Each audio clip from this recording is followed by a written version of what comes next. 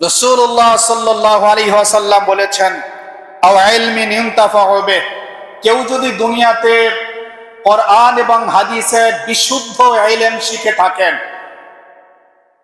কোরআন এবং হাদিসের বিশুদ্ধ ইলম কোন হক্কানি উলামায়ে কেরামের তত্ত্বাবধানে শিখে থাকেন এবং সেটাই যদি আবার পরবর্তী প্রজন্মকে শিক্ষা দেন,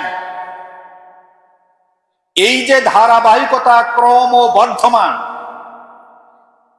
এই যে ক্রমধারা, এটা যেমন কিয়ামত পর্যন্ত চলতে থাকবে, আর কবরে যিনি চলে গেলেন তিনি কবরে কিয়ামতের আগ পর্যন্ত সওয়াব পেতেই থাকবেন। এই কাজগুলো যারা করেন তারা যে কত বড় ভাগ্যবান, আল্লাহ আমাদের তৌফিক দান করুন। আওয়ালাদিন সালিহিন ইয়াদউ লা,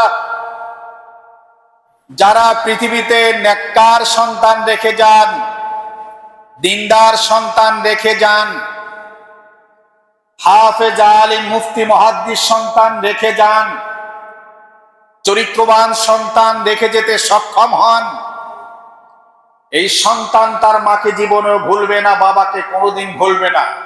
ও বছরে নয়, মাসে নয়, 40 দিন নয়, 3 দিন পরে নয়, বরং ও তো প্রতিদিন অন্তত 5 বার মা বাবার জন্য দোয়া করবে, জিন্দা থাকুক অথবা মৃত্যুবরণ করুক, করতেই থাকবে।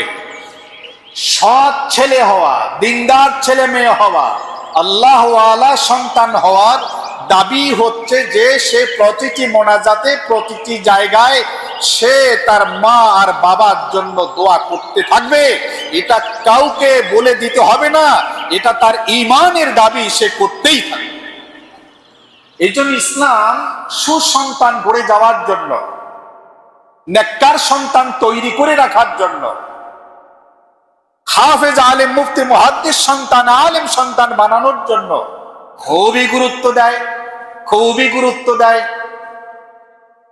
কারণ ওইটা তো অনন্তসীম কালের জন্য। আমরা যেটার প্রতি খুব বেশি গুরুত্ব দেই সেটা হলো যালিকা মাবলাগুহুম মিনাল ইলম, এটা মাত্র ক্ষণিকের জন্য, কয়েকদিনের জন্য, কয়েকটা বছরের জন্য। আমরা যেই পরিমাণ সন্তানদের প্রতি গুরুত্ব আরোপ করি, এর চাইতে 1000 গুণ, লক্ষ গুণ বেশি গুরুত্ব আরোপ করার দরকার ছিল। যেহেতু এই সন্তান আমার জন্য ওসিলা জাহান্নাম থেকে বাঁচা, সুতরাং তাকে আমার কবরে নাজাত পেতে পারি, হাসরের ময়দানে সন্তান যেন আমার নাজাতের ওসিলা হয়, এমন সন্তান তৈরি করা। আল্লাহ তৌফিক দান করেন। যারা জ্ঞানী মানুষ, যারা সুচতুর মানুষ, যারা বুদ্ধিমান মানুষ, যাদের কপালে আল্লাহ সফলতার রাশিকে লিখে দিয়েছেন, তারা তো এই কাজগুলো করেই থাকেন। আল্লাহ আমাদেরকে সবাইকে তৌফিক দান করুন।